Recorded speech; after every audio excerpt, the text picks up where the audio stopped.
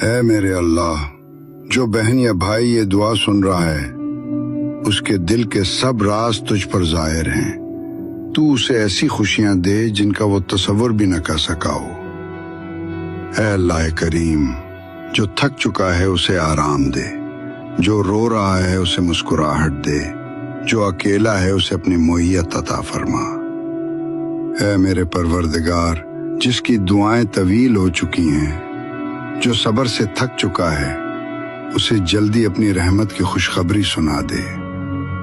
اے میرے مالک، اسے ایسی صحت عطا فرما جو تیرے ذکر میں مدد دے، ایسی عبادت نصیب فرما جو دل سے ہو، اور ایسا رزق دے جو پاک ہو، حلال ہو اور برکت والا ہو۔